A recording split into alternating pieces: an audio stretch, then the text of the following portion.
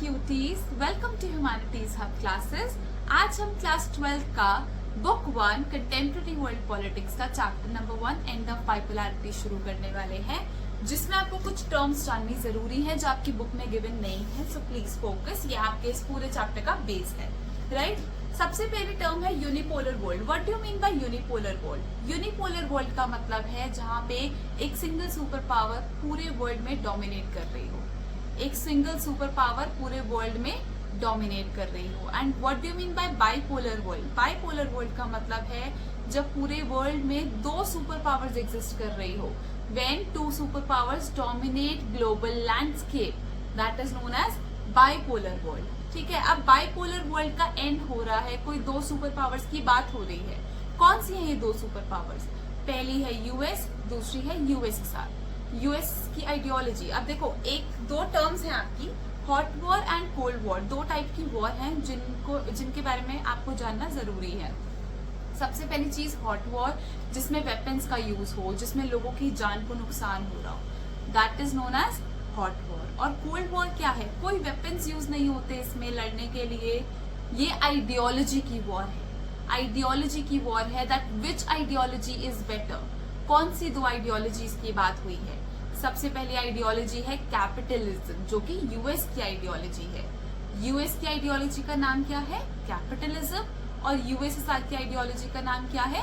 Socialism. Now which ideology is better among these two ideologies, उसको बोला गया है कोल्ड वॉर, राइट। इसके अलावा दो चीजें और हैं जो आपको जाननी जरूरी है।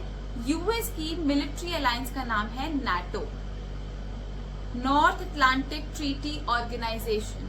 यूएस की मिलिट्री अलायंस का नाम है नाटो, जो कि फॉर्म हुई थी 1949 में। और यूएसएसआर की मिलिट्री अलायंस का नाम क्या है? वॉर्सो पैक्ट, जो कि फॉर्म हुई थी 1955 में। Warsaw pact, okay. And cold war end हुई 1991 में। अब कोल्ड वॉर एंड कैसे हुई? क्या क्या ऐसे इवेंट्स हुए जिनकी वजह से हम मानते हैं कोल्ड वॉर एंड हुई, उसके कॉन्सिक्वेंसेस क्या हुए, सब चीजों के बारे में हम इस चैप्टर में पढ़ेंगे, राइट। सो सबसे पहले आपके बुक का पेज नंबर 2 आई गेस, वहीं से हम पढ़ना शुरू कर रहे हैं। What is Soviet system? आपका पहला टॉपिक ही यही है, what was Soviet system, what is Soviet system. जब मैं यूज कर रही हूँ यूएसएसआर या जब मैं यूज कर रही हूँ सोवियत सिस्टम, दोनों सेम टर्म है, सेम मतलब है दोनों टर्म्स का, प्लीज कंफ्यूज नहीं होना है, राइट। तो USSR, when I am saying USSR की आइडियोलॉजी, यूएसएसआर की फुल फॉर्म क्या है? Union of Soviet socialist Republic, इसकी फुल फॉर्म है यूएसएसआर की। कब फॉर्म हुआ यूएसएसआर? कब फॉर्म हुआ सोवियत यूनियन? रशियन रेवोल्यूशन हुआ था 1917 में, जिसके बाद हमने देखा फॉर्मेशन हुआ किसका? सोवियत यूनियन का। अब किसकी आइडियोलॉजी पे बेस्ड था ये? सोशलिज्म। सोशलिज्म को प्रमोट कर रहा था, सोशलिज्म इसकी मेन आइडियोलॉजी थी। सोशलिज्म किसके बारे में है? सारी चीजें स्टेट कंट्रोल होनी चाहिए, क्लासलेस सोसाइटी होनी चाहिए, इगैलिटेरियन सोसाइटी की बात कर रहा था, जिसका मतलब है क्लासलेस सोसाइटी। तो सोशलिज्म किसकी बात करता है? Classless society. Abolition of private sector, private sector को एकदम अबॉलिश कर दो, खत्म कर दो, प्राइवेट सेक्टर नहीं होना चाहिए। कम्युनिस्ट पार्टी के अराउंड ही सारा जो हमारा पॉलिटिकल फ्रेमवर्क था वो घूम रहा था। सारी जो पॉलिटिकल सिस्टम था सोवियत यूनियन का, वो एक सिंगल पार्टी कम्युनिस्ट पार्टी ने संभाल रखा था। और सारी चीजें, इकोनॉमिक सिस्टम जो था वो स्टेट ओन था, सारे इकोनॉमिक अफेयर्स स्टेट हैंडल किया करती थी, जो भी वहां की गवर्नमेंट थी वो हैंडल किया करती थी, राइट। इसके बाद सेकेंड वर्ल्ड वॉर हुई। सेकेंड वर्ल्ड वॉर में कुछ कंट्रीज, अब यूएसएसआर जब मैं बोल रही हूँ, यूएसएसआर में कौन कौन से पार्ट्स आते हैं? सबसे पहला आता है हमारा यूएसएसआर के यूएसएसआर का मेन पार्ट, उसके बाद ईस्ट यूरोपियन कंट्रीज जिनमें से Albania, Bulgaria, east Germany, Hungary, Poland, Romania, ये सब कंट्रीज वहां पे आती है। तो यूएसएसआर ने अब ये ज्वाइन कैसे करे, यूएसएसआर का पार्ट कैसे बने? यूएसएसआर ने हेल्प किया था इन कंट्रीज को, इन ईस्ट यूरोपियन कंट्रीज को फासिस्ट फोर्सेस से लिबरेट होने में, फ्री होने में, फ्रीडम पाने में। किससे? फासिस्ट फोर्सेस से किसने हेल्प करी थी? यूएसएसआर ने। तो जो ये पूरा पार्ट बना, ये जो ईस्ट यूरोपियन कंट्रीज हैं, इन्होंने सोचा कि अब यूएसएसआर ने हमारी हेल्प करी है तो हम हमारा जो पॉलिटिकल सिस्टम है वो सोशलिज्म आइडियोलॉजी, जो कि यूएसएसआर की आइडियोलॉजी थी, उसके ऊपर बेस्ड रखें, राइट? तो हम जो the political and economic system of these countries were modelled after the USSR. USSR के मॉडल के ऊपर उन्होंने अपना पूरा सिस्टम सेट किया, right? That is socialism adopt किया। तो ये जो पूरा पार्ट था हमारा किस चीज का? हमारा ईस्ट यूरोपियन कंट्रीज, यूएसएसआर की मेन जो कंट्रीज है, सेंट्रल एशियन कंट्रीज, ये सारी हमारी सोशलिस्ट ब्लॉक कहलाती हैं। That is second world. क्या कहलाती हैं? Second world. यूएस हमारा फर्स्ट वर्ल्ड कहलाता है और यूएसएसआर हमारा सेकेंड वर्ल्ड या सोशलिस्ट ब्लॉक कहलाता है। और इसके मिलिट्री अलायंस का नाम मैं आपको पहले बता चुकी हूँ, दैट इज वॉर्सॉ पैक्ट। इसके बाद कुछ फीचर्स हैं। हमने पढ़ा यूएसएसआर एक सुपर पावर था, क्यों था, क्या ऐसे पॉजिटिव फीचर्स थे उसके, तो हम एक एक करके सारे फीचर्स पढ़ने वाले हैं। मैंने एक ही स्लाइड में आपको नेगेटिव फीचर्स भी बताए हैं और पॉजिटिव फीचर्स भी बताए हैं। आप एज इट इज भी पेपर्स में लिख के आ सकते हैं, right? So let's start. Positive features क्या है? सबसे पहली चीज इकोनॉमी। इकोनॉमी इसकी बहुत ज्यादा डेवलप थी। यूएस के बाद अगर किसी की इकोनॉमी ज्यादा डेवलप थी तो किसकी थी? यूएसएसआर की। दूसरा हमारा क्या है? Communication network. इसके कम्युनिकेशन नेटवर्क बहुत स्ट्रॉन्ग थे। एनर्जी रिसोर्सेज बहुत वास्ट थे। ऑयल, आयरन, स्टील, ये सब एनर्जी रिसोर्सेज जो थे इनके बहुत वास्ट थे, बहुत अच्छी क्वालिटी में थे, बहुत अच्छी क्वांटिटी में थे, राइट? इसके बाद इसका ट्रांसपोर्ट सेक्टर इतना ज्यादा इम्प्रूव था, इतना ज्यादा एफिशिएंट था कि रिमोटेस्ट से रिमोटेस्ट, मतलब पिछड़े से पिछड़े एरिया को भी मेनलैंड से कनेक्ट किया करता था, राइट? रिमोटेस्ट से रिमोटेस्ट एरिया को भी मेनलैंड से कनेक्ट किया करता था। इसकी एक डोमेस्टिक कंज्यूमर इंडस्ट्री थी। Domestic consumer industry DCI. DCI हर चीज फ्रॉम पेन टू कार, हर चीज वो उसी इंडस्ट्री में बनाया करते थे, प्रोड्यूस किया करते थे। तो ये भी एक उनके लिए फायदा हुआ। नेक्स्ट क्या है? Minimum standard of living. वो minimum standard of living ensure करते थे अपने सिटीजन्स के लिए कि बेसिक नेसेसिटीज मिलनी चाहिए उनको, जिसके लिए वो सब्सिडीज प्रोवाइड किया करते थे अपने सिटीजन्स को। सब्सिडीज प्रोवाइड करना क्या हो गया? एक एग्जाम्पल के थ्रू समझते हैं। फॉर एग्जाम्पल, एक सिलेंडर हमने बाय करना है, बेसिक नेसेसिटी है, उसके बिना काम नहीं चल सकता। अब एक सिलेंडर आपका 1000 रुपीज का ओरिजिनल प्राइस है। अब वो चीज हमारे लिए महंगी है। गवर्नमेंट क्या करेगी? उसमें से हमें सिर्फ 600 पे करने पड़ेंगे और बाकी 400 रुपीज जो है वो गवर्नमेंट पे करेगी, सो दैट हमें सिलेंडर सस्ता पड़े। तो गवर्नमेंट ने क्या किया? गवर्नमेंट ने सब्सिडी प्रोवाइड करी हमें, ताकि हमें चीजें जो हमारी बेसिक नेसेसिटीज की चीजें हैं वो सही दाम में मिल सके, right? And last one is state ownership was the dominant ownership. State ownership का मतलब क्या है? स्टेट ही सारी चीजों को संभाला करता था, चाहे वो हमारा एम्प्लॉयमेंट हो गया, चाहे वो हमारा हेल्थ सेक्टर हो गया, हर चीज को, एग्रीकल्चर को, हर चीज को स्टेट संभाला करता था, राइट? अब हम पढ़ रहे हैं थोड़े से नेगेटिव फीचर्स। नेगेटिव फीचर्स का मतलब क्या है? सबसे पहला नेगेटिव फीचर, जो यूएसएसआर था वो बहुत ज्यादा अथॉरिटेरियन हो चुका था, ब्यूरोक्रेटिक हो चुका था, किसी की सुनने को तैयार नहीं था, लोगों के डिजायर से उसको फर्क ही नहीं पड़ रहा था, राइट? उसके बाद लैक ऑफ फ्रीडम। हमारे पास फ्रीडम ऑफ स्पीच नहीं थी, यूएसएसआर के लोगों के पास फ्रीडम ऑफ स्पीच नहीं थी। लैक ऑफ डेमोक्रेसी थी।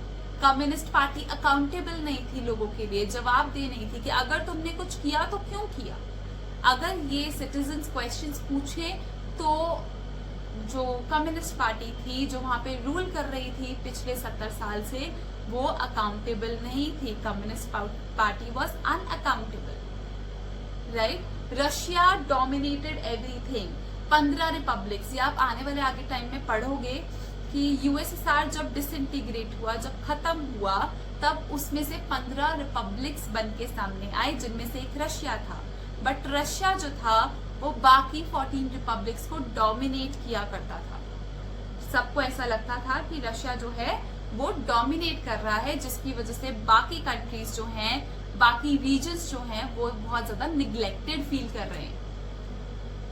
इसके बाद वेस्ट से भी यूएसएसआर पीछे जा चुका था। लोगों को ये समझ आ चुकी थी कि जो यूएसएसआर है वो वेस्ट से टेक्नोलॉजी में या ट्रांसपोर्टेशन में, इंफ्रास्ट्रक्चर में पीछे जा चुका है। लैग बिहाइंड का मतलब है पीछे जा चुका है। अब उसको अपनी गेम आगे अच्छी करनी पड़ेगी। I was not getting the word, sorry. Okay, इसके बाद क्या है, गोर्बाचोव एंड डिसइंटीग्रेशन। उससे पहले आप लोग फीचर्स पढ़ चुके हो, पॉजिटिव नेगेटिव फीचर्स पढ़ चुके हो, कोल्ड वॉर हॉट वॉर क्या है आप वो सब पढ़ चुके हो। अब आपके फीचर्स के बाद हम गोर्बाचोव एंड डिसइंटीग्रेशन पे आ रहे हैं। सबसे पहली चीज, गोर्बाचोव क्या था? क्या कोई टर्म थी? क्या कोई बंदा था? गोर्बाचोव था general secretary of communist party of Soviet union. USSR में, सोवियत यूनियन में सिर्फ एक पार्टी रूल किया करती थी, that is communist party of Soviet union, right. तो जो गोर्बाचोव था वो जनरल सेक्रेटरी बना 1985 में। किसका जनरल सेक्रेटरी बना? Communist party of Soviet union.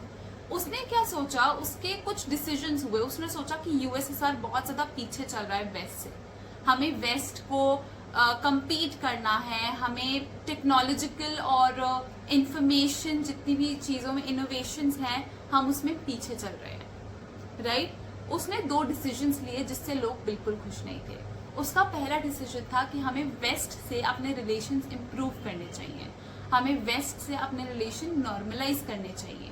लोगों को ये चीज़ हजम नहीं हुई कि इतने टाइम से जो राइवलरी चलती आ रही है, इतने टाइम से जो कोल्ड वॉर चलती आ रही है, उसको हम एकदम से खत्म कैसे कर दें, right. And second one is to democratise. Democratise का मतलब है डेमोक्रेसी लाना चाहता था। लोगों के पास फ्रीडम ऑफ स्पीच नहीं थी, लोगों के पास लैक ऑफ डेमोक्रेसी थी, वो डेमोक्रेटाइज करना चाहता था चीजों को। इन दोनों चीजों से लोग स्टार्टिंग में उनसे खुश नहीं थे।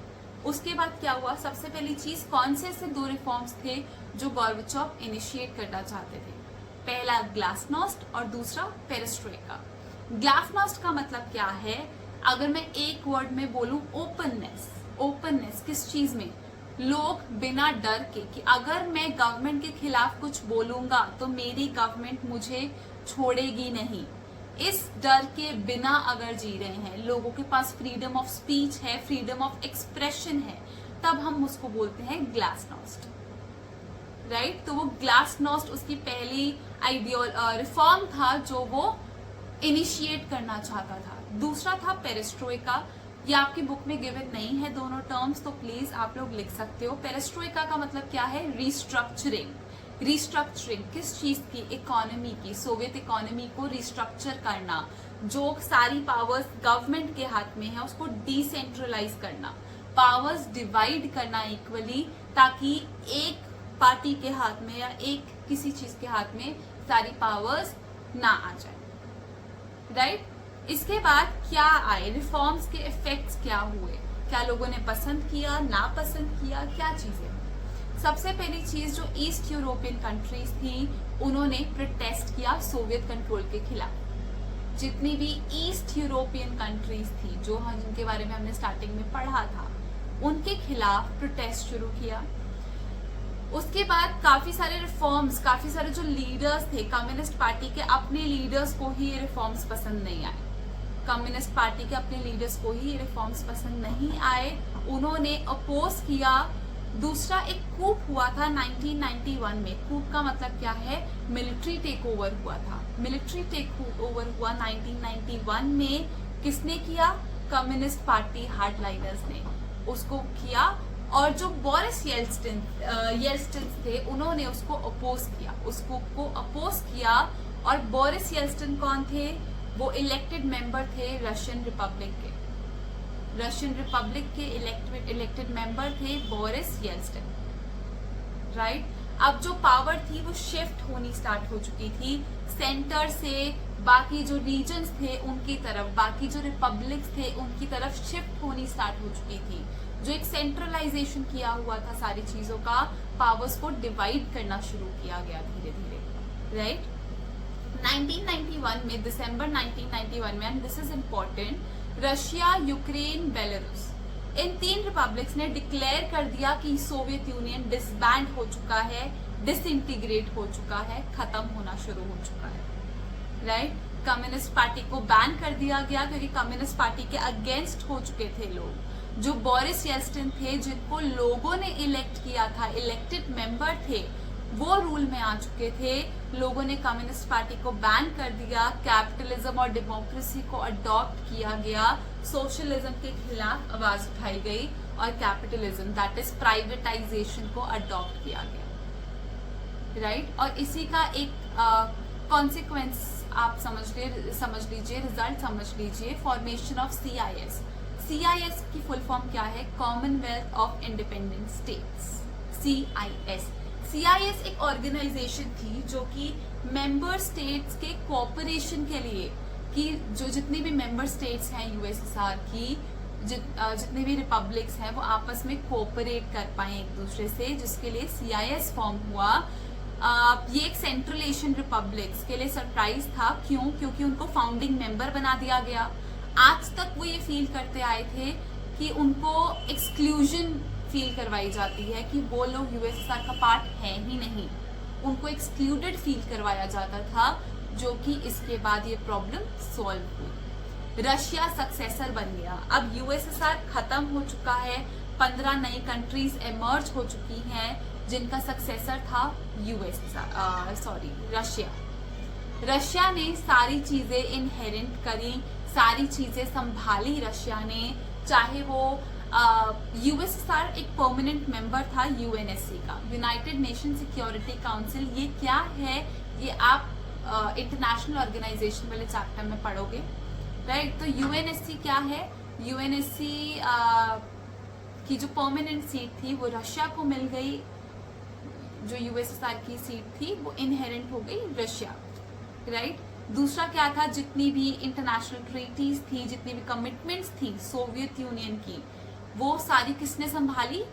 रशिया ने। और उसके बाद सारे जितने भी न्यूक्लियर स्टेट का जो दर्जा था वो रशिया को मिल गया, जो कि अब तक USSR के पास था, राइट। इसके बाद हमारा नेक्स्ट टॉपिक है why did Soviet union disintegrate. Soviet union खत्म क्यों हुआ?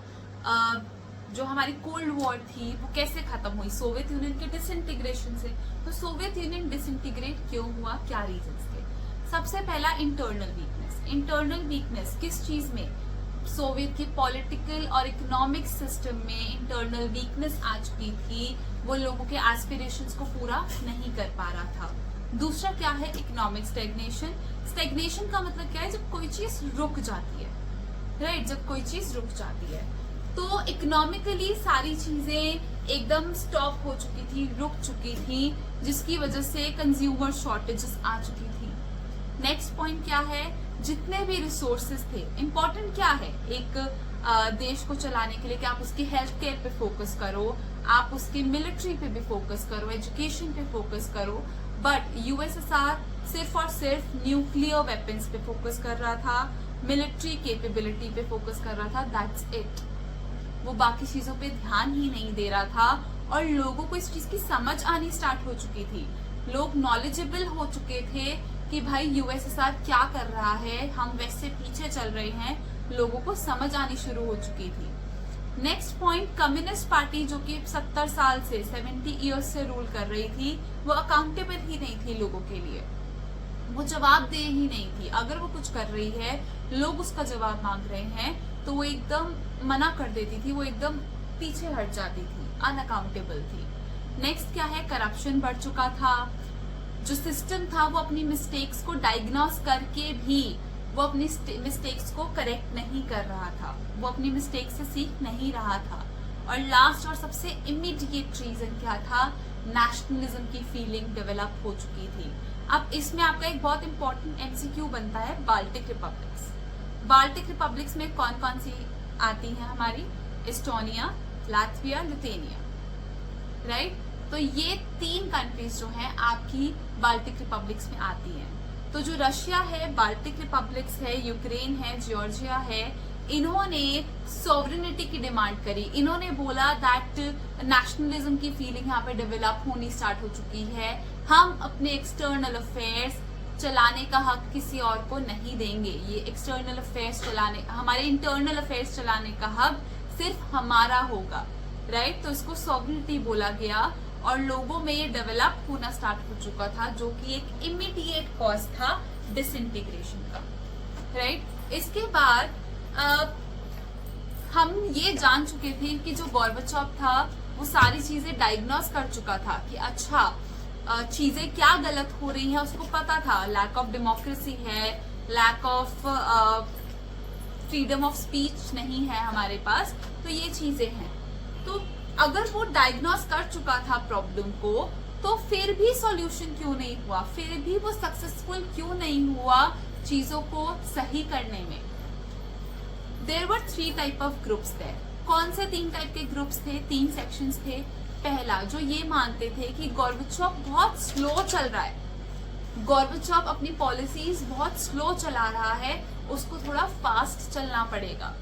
दूसरा सेक्शन ऑफ सोसाइटी क्या बोलता था कि गोर्बाचोव बहुत फास्ट चल रहा है, उसको थोड़ा स्लोली इम्प्लीमेंट करनी चाहिए चीजें। और तीसरा सेक्शन जो था सोसाइटी का, वो ये बोलता था कि भाई इस टग ऑफ वॉर में अगर गोर्बाचोव अपने आप की पॉलिसीज को ही डिफेंड नहीं कर पा रहा है, तो हम उसको सपोर्ट कैसे करेंगे, हम उसकी पॉलिसीज को डिफेंड कैसे करेंगे। जो उसके सपोर्ट में भी थे वो भी पीछे हट गए, क्योंकि गोर्बाचोव अपनी ही पॉलिसीज को डिफेंड नहीं कर पा रहा था, राइट। इसके बाद कॉन्सिक्वेंसेस ऑफ डिसइंटीग्रेशन। डिसइंटीग्रेशन क्यों हुआ?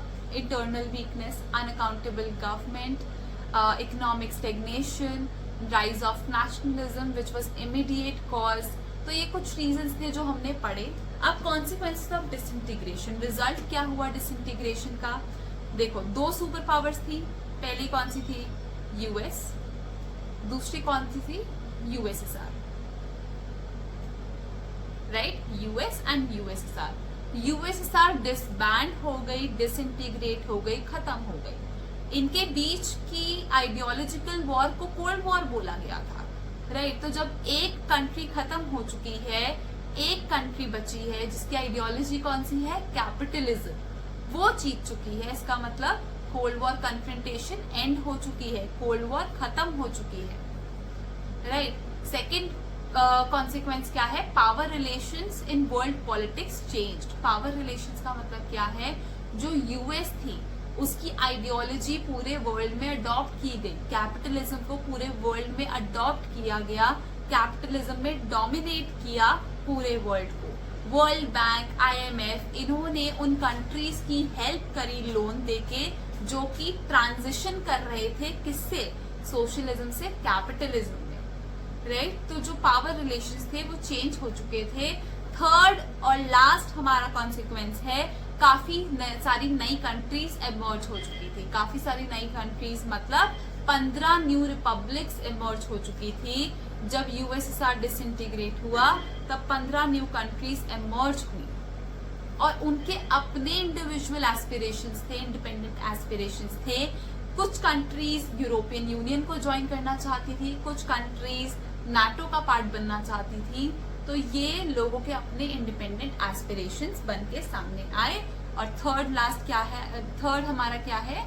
Emergence of new states, 15 new countries emerge हुई, राइट। इसके एक बहुत इंपॉर्टेंट टॉपिक अब हम शुरू करने वाले हैं, that is shock therapy in post communist regimes, right. Shock therapy का मतलब क्या है? इसके लिए आपको कुछ टर्म्स हैं जो जाननी जरूरी हैं। पहली है अथॉरिटेरियन सोशलिस्ट सिस्टम और दूसरी है democratic capitalist system. Authoritarian socialist system मतलब सोशलिज्म से कैपिटलिज्म में जब ट्रांजिशन हुआ, उस पेनफुल प्रोसेस को, उसके पूरे प्रोसेस को हम बोलते हैं शॉक थेरेपी। जो कि इन्फ्लुएंस किसने किया, जिसमें हेल्प किसने करी लोन देके?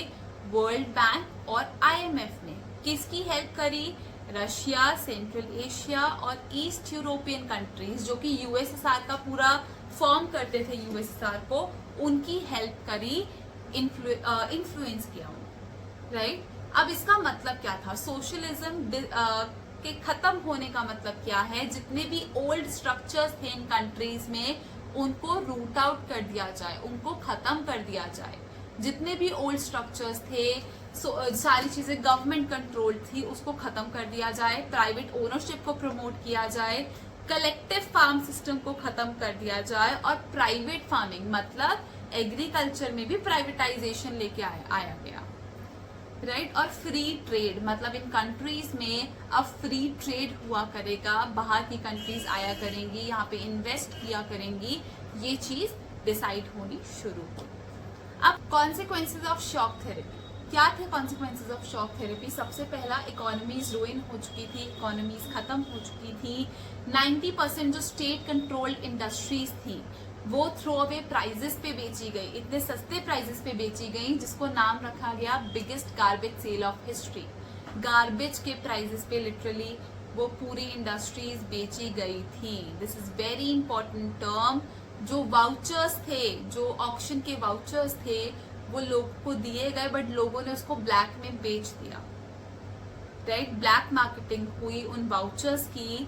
रूबल जो कि करेंसी है किसकी, यूएसएसआर की करेंसी थी, रशियन करेंसी है, वो उसकी वैल्यू डिक्लाइन होती चली गई। कलेक्टिव फार्म सिस्टम डिसइंटीग्रेट हो गया जिसकी वजह से फूड सिक्योरिटी नहीं रही, लोगों के पास फूड सिक्योरिटी नहीं थी, फूड बाहर से इंपोर्ट करना पड़ रहा था रशिया को, राइट। नेक्स्ट क्या है, सब्सिडीज। जितनी भी सब्सिडीज थी वो गवर्नमेंट ने ले ली थी, सब्सिडीज खत्म कर दी थी जिसकी वजह से लोगों की सेविंग्स खत्म होती गई और लोग पॉवर्टी की तरफ, गरीबी रेखा की तरफ जाते गए। माफिया इमर्ज होना स्टार्ट हो चुका था इन कंट्रीज में। प्राइवेटाइजेशन आने की वजह से न्यू डिस्पैरिटीज फॉर्म हो चुकी थी, मतलब गरीब और गरीब होता जा रहा था, अमीर और अमीर होता जा रहा था, राइट। तो ये डिस्पैरिटीज जो थी प्राइवेटाइजेशन की वजह से हमें देखने को मिली। कॉन्स्टिट्यूशन बहुत जल्दी में बनाया गया था यहाँ का, तो सारी पावर्स प्रेसिडेंट के हाथ में दे दी गई थी, जैसे कि उज़्बेकिस्तान का आपको एग्जाम्पल दिया गया है। सारी पावर्स किसके हाथ में दे दी गई थी, प्रेसिडेंट के हाथ में। तो जो डिसेंट्रलाइजेशन की बात हुई थी, डेमोक्रेटाइज करने की बात हुई थी, धीरे धीरे एट द एंड कुछ कंट्रीज में सारी पावर्स प्रेसिडेंट के हाथ में आ गई, सेंट्रलाइजेशन हो गया, सेंट्रलाइज हो गई सारी पावर्स, राइट। अब कुछ इंपॉर्टेंट टॉपिक्स आपके और हैं जिनमें समझाने की कोई जरूरत नहीं है। आपकी बुक में इंडिया और यूएसएसआर के रिलेशंस की बात की गई है। टेंशन एंड कन्फ्लिक्ट जो है वो इतना इम्पोर्टेंट टॉपिक नहीं है अगर आप अपनी बुक में देखोगे। पेज नंबर 10 पे आपको एक टॉपिक दिया गया है टेंशन एंड कन्फ्लिक्ट, वो आपने सिर्फ और सिर्फ रीड करना है। इसके नोट्स आपको मेरी आईडी पे मिल जाएंगे, आप लोग मुझे मैसेज करना, डीएम करना, I will send you the notes, no problem with that. और आपको डिटेल अगर क्वेश्चन आंसर्स चाहिए इसके जो इजी हो और अच्छे हो, आप मुझे कमेंट सेक्शन में बता सकते हैं। बाय द टाइम मैं 1-2 दिन में आपको वो भी प्रिपेयर करके दे दूंगी, right. Thank you so much.